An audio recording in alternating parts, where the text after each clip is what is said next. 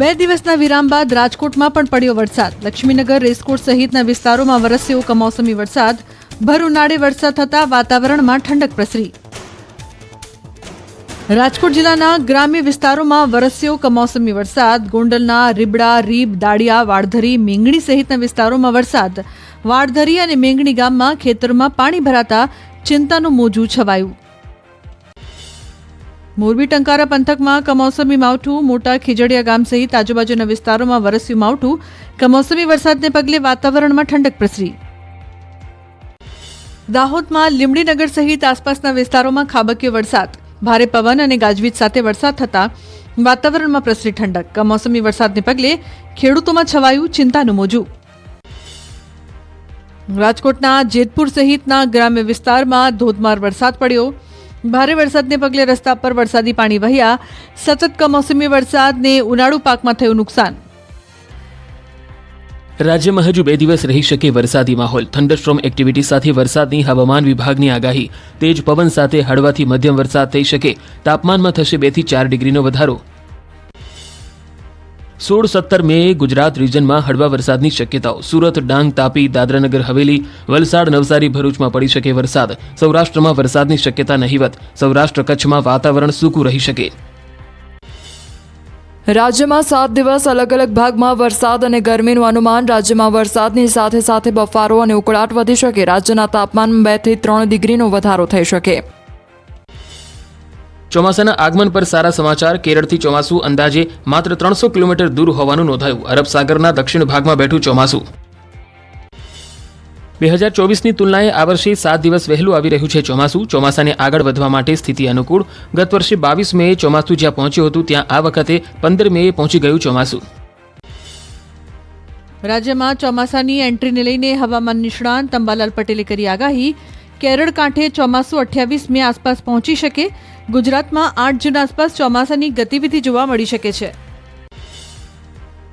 15 જૂન આસપાસ સાચું ચોમાસું આવી શકે. 15 જૂન બાદ ગુજરાતમાં વરસાદનો રાઉન્ડ શરૂ થઈ શકે.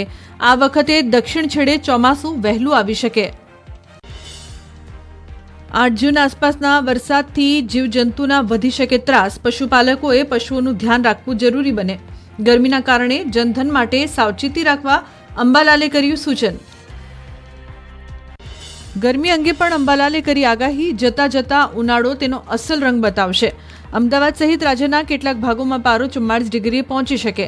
આગામી સમયમાં આકરી ગરમી પડવાની કરી આગાહી. ચોમાસા પહેલા અરબ સાગરમાં વાવાઝોડાના એંધાણ. 25 મેએ અરબ સાગરમાં ચક્રવાત બની શકે છે. 25 મે બાદ પશ્ચિમ સૌરાષ્ટ્રમાં વરસાદની અંબાલાલે કરી આગાહી. ચોમાસાને લઈને હવામાન નિષ્ણાંત અથરેયા શેટ્ટીનું અનુમાન. ગુજરાતમાં 12 જૂન સુધીમાં પહોંચી શકે છે ચોમાસું. કેરળમાં પહોંચતા ચોમાસું બનશે સુપરફાસ્ટ. 17 જૂન સુધીમાં સૌરાષ્ટ્ર અને મધ્ય ગુજરાતમાં બેસી જશે ચોમાસું. 20 જૂન સુધીમાં આખા રાજ્યમાં ચોમાસું બેસવાનો અંદાજ. રાજ્યમાં ચોમાસાનો સામાન્યથી વધુ વરસાદ સંભવ. કેરળમાં 21 થી 24 મે સુધીમાં પહોંચી શકે છે ચોમાસું. મુંબઈ આસપાસ 2 થી 4 જૂન સુધીમાં પહોંચી શકે છે ચોમાસું. હવામાન નિષ્ણાંત અથરેયા શેટ્ટીએ વ્યક્ત કર્યું અનુમાન. હવામાન નિષ્ણાંત અથરેયા શેટ્ટીએ દરિયામાં અસ્થિરતાની સંભાવના વ્યક્ત કરી. મેના અંત અને જૂનની શરૂઆતમાં હલચલની શક્યતા. અરબ સાગર અને બંગાળની ખાડીમાં ચક્રવાતી સિસ્ટમ બનવાની શક્યતા વ્યક્ત કરાઈ. ગીર સોમનાથ જિલ્લામાં માવઠાથી કેરી અને અન્ય ખેતી પાકોને થયેલા નુકસાનનું વળતર આપવાની માંગ. ખેડૂત નેતાઓએ કોડીનાર મામલતદારને આવેદનપત્ર પાઠવ્યું. જિલ્લામાં કેસર કેરી, અડદ, મગ, બાજરી અને તલને વ્યાપક નુકસાન. સરકાર પાક નુકસાનીનો તાત્કાલિક સર્વે કરી વળતર ચૂકવે તેવી ખેડૂતોની માંગ. ખેડૂતોને બિયારણ, ખાતર સહિત ઉત્પાદનનો ખર્ચ પણ માથે પડ્યો. ફરી વાવેતર કરવા માટે ખેડૂતો સરકાર પાસે સહાયની કરી રહ્યા છે આશ. રાજકોટમાં માવઠાથી ખેડૂતોને થયેલા નુકસાનનું વળતર આપવાની માંગ. જિલ્લા પંચાયતના વિરોધ પક્ષના સભ્ય મનસુખ સાકરિયાનો ડીડીઓ અને કૃષિ મંત્રીને પત્ર. તાત્કાલિક અસરથી સર્વે કરીને વળતર આપવાની માંગ.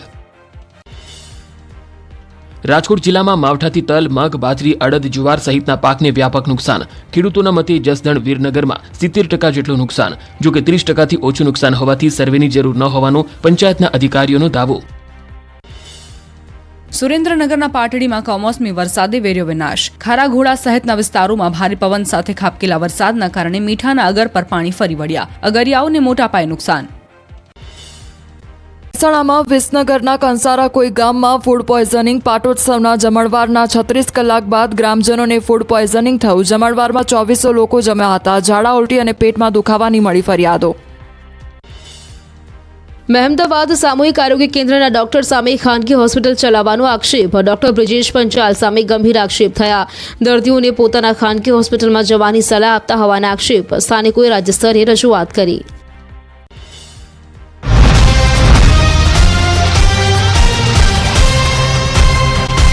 ભેદભાવની નીતિ રાખીને અપમાન કર્યું હોવાના આરોપ. દુધેશ્વર મહાદેવ મંદિરના પ્રાણ પ્રતિષ્ઠા મહોત્સવમાં આમંત્રણ ન આપ્યા હોવાનો આક્ષેપ. પ્રાણ પ્રતિષ્ઠા માટે તમામ ગ્રામજનોએ મળીને ફાળો ઉઘરાવ્યો. જોકે અનુસૂચિત જાતિના લોકો પાસેથી ફાળો ન લેવાયો હોવાનો આરોપ. સમાજના આગેવાનોએ ભીલડી પોલીસ મથકે 20 લોકો સામે નોંધાવી ફરિયાદ. સુરતના વરાછામાં સસ્તા સોનાની લાલચ આપી યુવક સાથે 89 લાખની છેતરપિંડી. રત્નસાગર એપાર્ટમેન્ટમાં રાધાકૃષ્ણ એન્ટરપ્રાઇઝ નામની બોગસ આંગળીયા પેઢી ઊભી કરી સંદીપ આહિર નામના યુવકે નોંધાવી ફરિયાદ. છોટાઉદેપુરમાં ચોરીની બાઇક સાથે ફરવા નીકળેલા 2 કિશોર ઝડપાયા. એલસીબીએ પૂછપરછ કરતા ચોરી કરેલી 11 બાઇક મળી આવી. અલગ અલગ જગ્યાએ છુપાવી હતી. છોટાઉદેપુર, પંચમહાલ, વડોદરા અને ભરૂચમાંથી ચોરી કરેલી બાઇક. સુરતના કતારગામના બ્રિજને ડિસેમ્બર સુધીમાં પૂર્ણ કરવા અપાયું અલ્ટિમેટમ. મેયર દક્ષેશ માવાણીએ સ્થળ વિઝિટ દરમિયાન આપ્યું અલ્ટિમેટમ. રત્નમાળા ફ્લાયઓવરનું બાકી રહેલું 33% કામ પૂરું નહીં થાય તો કડક કાર્યવાહી કરાશે. રાજકોટ સિટી બસને લઈને વધુ એક વિવાદ આવ્યો સામે. બીઆરટીએસ અને સિટી મળીને કુલ 264 બસમાં ફક્ત 86 બસ ચાલુ હોવાનો થયો ખુલાસો. ડ્રાઈવર્સ દ્વારા વધુ કલાક આપવાની માંગને લઈને 148 બસ બંધ હોવાનો થયો ખુલાસો. જમ્મુ કાશ્મીરના પુલવામામાં આતંકી અને સુરક્ષા દળ વચ્ચે અથડામણ. ત્રાલમાં એન્કાઉન્ટરમાં 3 આતંકી ઠાર મરાયા. સુરક્ષા દળોએ સમગ્ર વિસ્તારની કરી ઘેરાબંધી. શિવસેનાએ પહેલગામ આતંકવાદી પર 10 લાખનું ઇનામ જાહેર કર્યું. સરકાર દ્વારા પહેલાથી જ 20 લાખનું ઇનામ કરાયું છે જાહેર. હવે શિંદે જૂથના શિવસેના દ્વારા માહિતી આપનારને 10 લાખ રૂપિયા આપવાની કરાઈ છે જાહેરાત. રક્ષામંત્રી રાજનાથસિંહ જમ્મુ કાશ્મીરની મુલાકાતે. શ્રીનગર એરબેઝ પર સેનાના જવાનો સાથે કરી મુલાકાત. સેના પ્રમુખ જનરલ ઉપેન્દ્ર દ્વિવેદી પણ હાજર રહ્યા. સુરક્ષા વ્યવસ્થાની સમીક્ષા કરી. જામનગરમાં રાષ્ટ્ર વિરોધી અને આપત્તિજનક પોસ્ટ કરનાર વધુ એક ઝડપાયો. ફરિયાદ નોંધાયા બાદ સાયબર ક્રાઇમે કરી કાર્યવાહી. દેશની આંતરિક સ્થિતિ જોખમાય તેવી પોસ્ટ ન કરવા પોલીસે કરી અપીલ. દ્વારકાના ભાણવડમાંથી પાકિસ્તાન સાથે સંપર્ક ધરાવતા 2 શંકાસ્પદ ઝડપાયા. તણાવની સ્થિતિમાં પાકિસ્તાન સાથે સંપર્કમાં હતા. બંને ગદ્દારો મોબાઈલથી પાકિસ્તાનના ઘણા લોકો સાથે સંપર્કમાં હોવાના પુરાવા મળ્યા. ભાવનગર શહેરમાંથી નવજાત શિશુને શ્વાને શિકાર બનાવ્યાની આશંકા.